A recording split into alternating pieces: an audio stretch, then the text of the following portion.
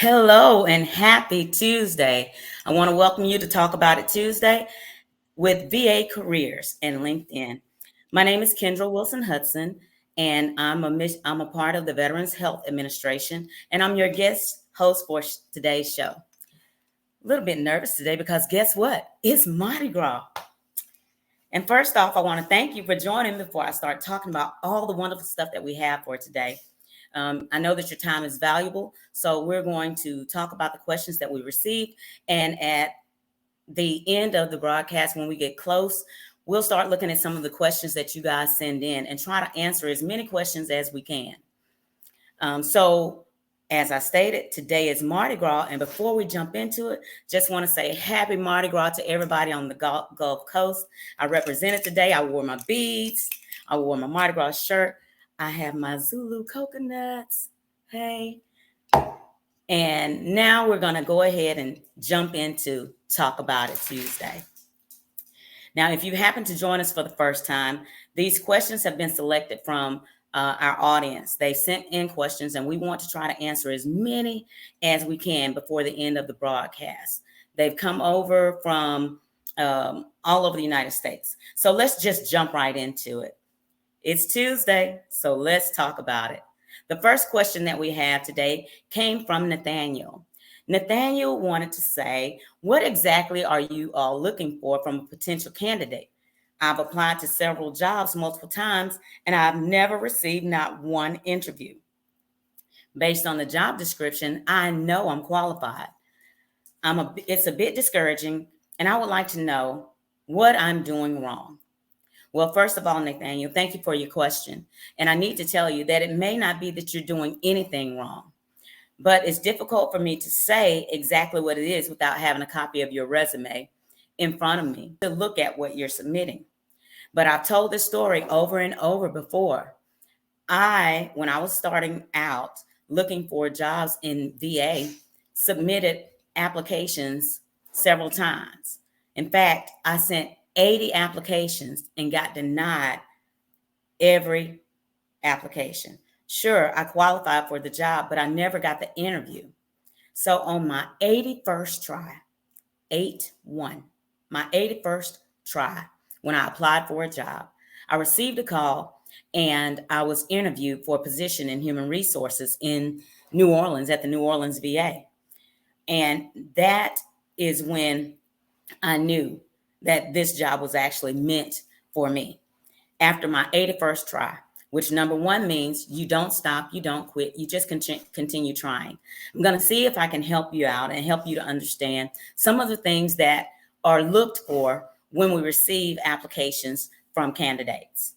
Now, if you haven't done this, I would suggest that you go on to USA Jobs and use their template. It's called a resume builder. In that resume builder, it asks you step by step to fill in the blanks, fill in the blocks, and it will create a government resume for you. That being said, I would also say that if you have a resume that you've built from outside of USA Jobs or had created for you, go into USA Jobs and look at that template and make sure the things that are in that template are the things that you have on your resume. It's very important that the information that's in the USA Jobs template is on your resume. And another thing that I would say, just now, I'm just going to give you tips. When it comes to writing your resume, I would suggest that you don't just copy and paste what your current job description has on it and plug it into your resume. It's easy for us to copy and paste our job description, but it's more important to us to know what you do within that job when we're looking at candidates. A lot of times what you plug into your job description leaves out a plethora of what you do in your day-to-day task. And it's very important that you cover everything that you do so that we understand that you know what you're doing in your job, and we can also find other things that may relate in what you're going to be doing in the new position if you're selected. But you have to sell yourself, okay? So make sure that you put everything that would qualify you for the current job that you're doing, for the future job in what you're doing in the current job. What you're doing in the current job, make sure that if that's the information you're going to use, that you relate it to what the future job is that you want. And I hope that answers your question, Nathaniel. Our second question comes from M. Porter. Porter says that when applying for a role such as the program analyst, in your professional opinion, would it be beneficial to list my experience with VA, CMOP, account management within the health sector? And I would say this, when it comes to applying for a job, M. Porter, I would say my professional opinion would be, if it's relevant to the job that you're looking for, make sure that you include it. If it's relevant to the job that you're applying to, make sure that you include it, whether it's on the current job or from a previous job that you've had. Make sure that you include all the information on your resume that will help qualify you for the job that you're applying to. Okay, so that would be my professional opinion for that, and I hope that helps you in answering your question. The next question that I have is coming from Richard. It says, should applicants review questionnaires prior to applying? Will questionnaires help tailor the resume? Well, first, Richard, thank you for your question. Now, I will say that that question is quite broad for me because I'm not sure what questionnaires you're looking at or what questionnaires you may need for a specific job. But if it's anything that will help you with getting looked at or being reviewed for the job that you're applying to, I would say review it, use it. I also will tell you that if you really want a job, I would actually look on the company's website to see if there's something that I might find about the job there. I would look through the job description or the job announcement that has been posted, and I would read through that to see what that job entails. Sometimes you even have to go and Google just to find certain things that may be in that job, that's done in that job that may not be on that job announcement. I say use whatever tool you have to get the information you need to apply for a job, and make sure that you're giving us the best information from what you do or what you have done in your past experience that will give you the edge on someone else who may be applying for that job. Because what you're doing, again, is selling yourself. So again, thank you, Richard, for that question. The next question I have is from Felicia. Felicia says, I'm a social worker, but I don't have a master's degree. Is there a job I can find with the VA? I'm also in school for my MSW. I just want to get my foot in the door. Well, Felicia, guess what? I want you to get your foot in the door, and I also want you to get in there and move around, become the best that you can be in government or wherever you are at this time. So to answer your question, you don't have your MSW. You're currently working on it. So therefore, in order to be a social worker, not only must you have your MSW, but you must have your licensure. But since you have, I'm assuming, your bachelor's, we can qualify you for a social work associate. We have social work associates in VA. And those personnel, what they do is they assist the social worker primarily by doing intake, possibly contacting the veteran or the veteran's family, and taking in information that they may be able to use when they're doing a case or working a case on a veteran.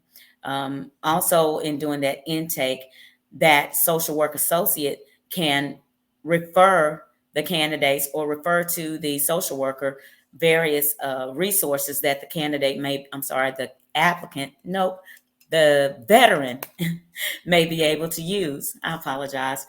But when you're looking at jobs in VA, don't count yourself off because you don't have a certain degree. There are also other jobs that may be a part of that field that you may qualify for. So since you have your bachelor's in social work, I would say you can currently apply for a social work associate. In having that, it ranges from a GS5 to a GS8. Look at those qualifications for a social work associate and then apply. That's what I would have for you, Felicia. Thank you again for your question. The next question I have is from CK.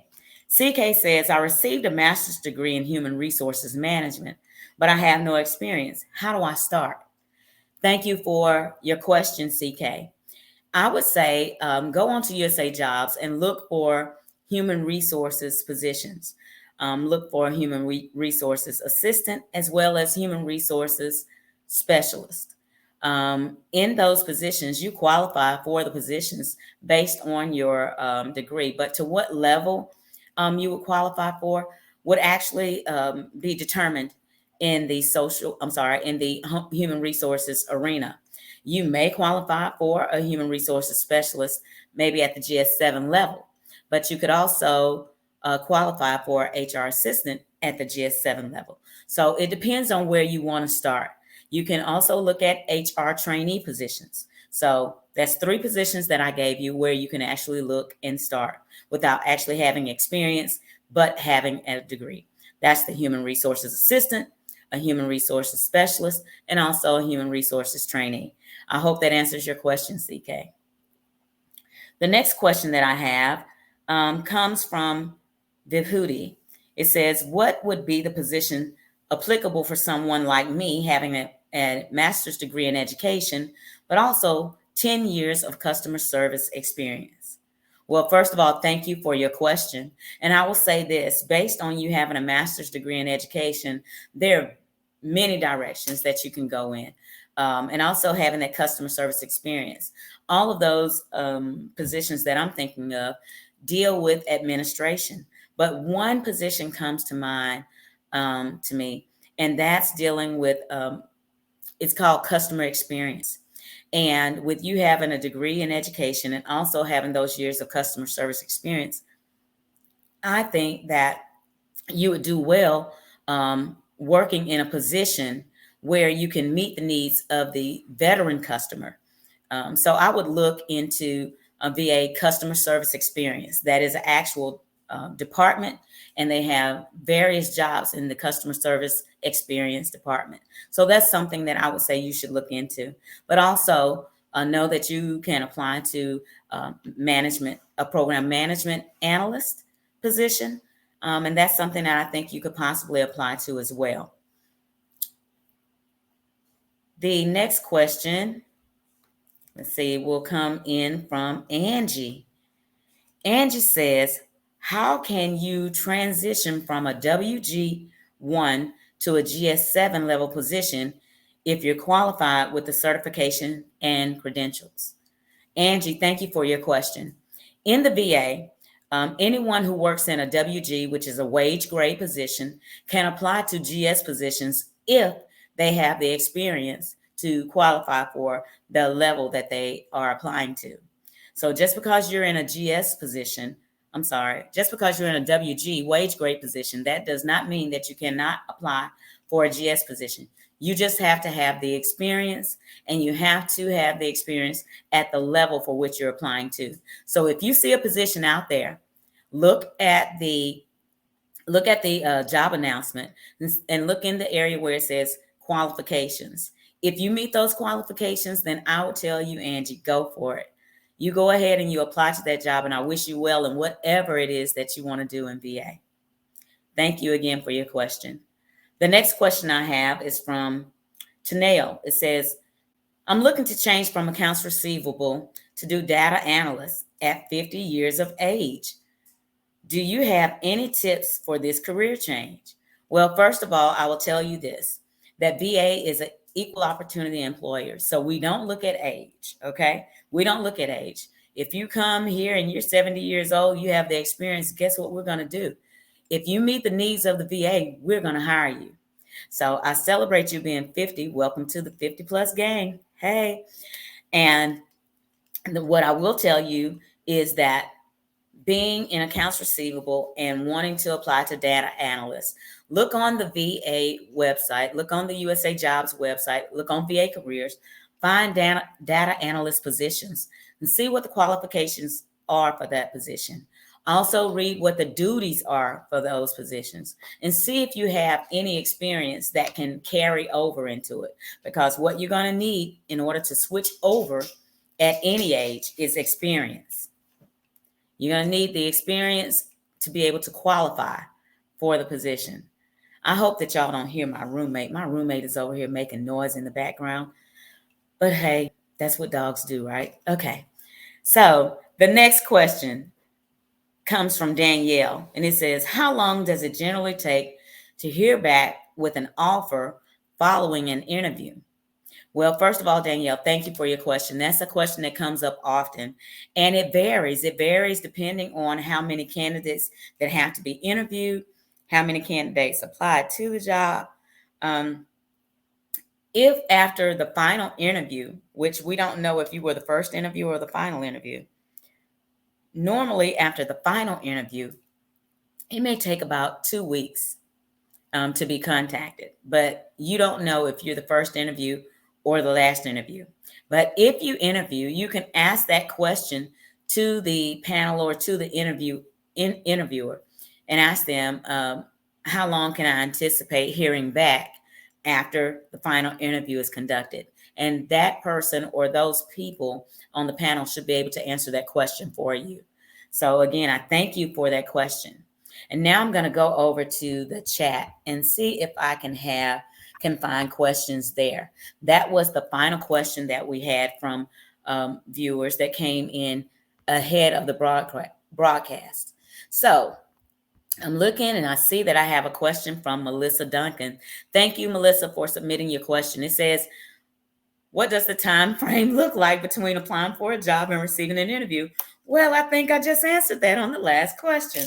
So again, it could be possibly 2 weeks, but when you interview, make sure that you ask that question of the of the interview panel before you get off the call. They usually will give you the opportunity to ask a question.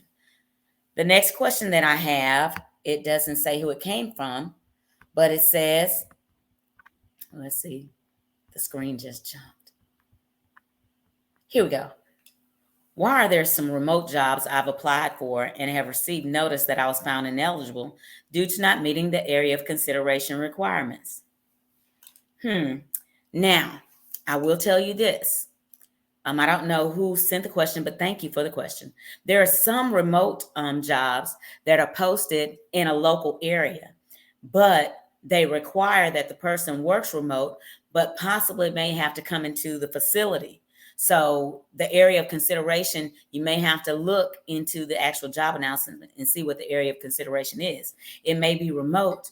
For example, I live in Houston. It may be remote for Houston. So therefore, if they're having some big meeting and they need me on station, I'll have to go in for that meeting, although I'm working remotely from home. And that's not a problem for me if I were applying to a remote job. Always look into the area of consideration that they state, because they may say that this is a remote job and limit it to people who live within 50 miles of that location, so that in the event they need you to come into the office for something, they can have you to come into that office for that day.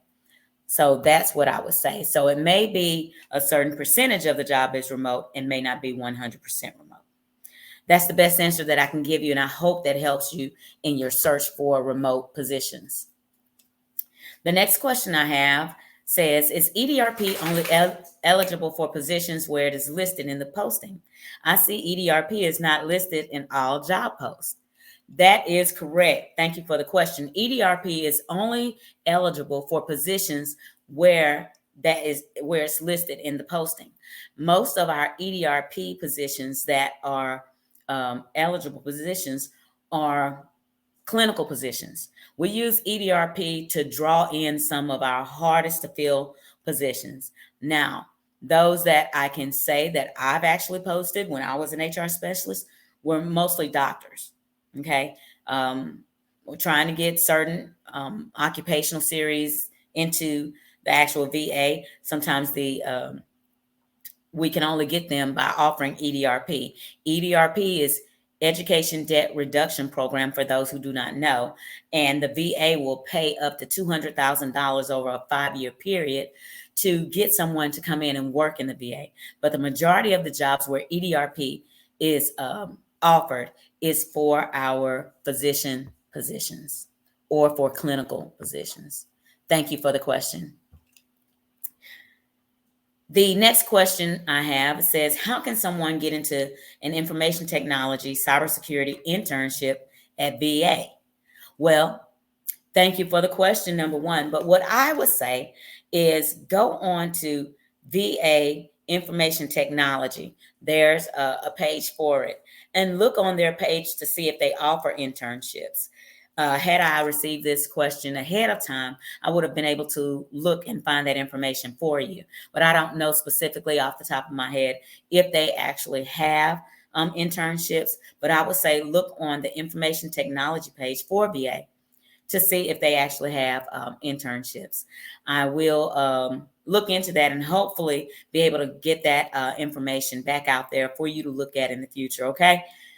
The next question that I have is, I'm really looking forward to hearing the best way to put experience into the proper wording without looking like I'm just copying off the job description. That is great. That is a great question or a great statement. And I'd like to address this by saying, earlier I stated that a tip would be not to copy from your job description and put it on your job. I would say, look at your job description. Think about what you do while looking at your job description and put it into your own words.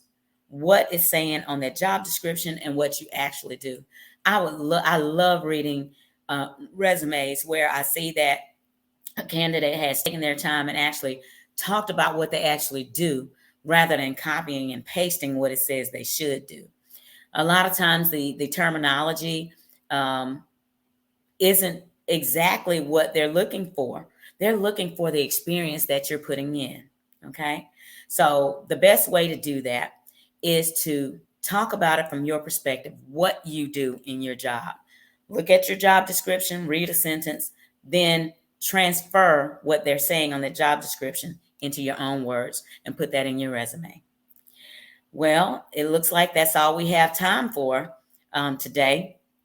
So with that, we're going to go ahead and start wrapping up. I hope this information has helped you in some way. And for those of you who have submitted questions that I may not have gotten to, thank you for taking the time to submit those questions. We certainly appreciate your interest. We'll try to reach out to you and give you an answer for the question that you have in the comment section in LinkedIn.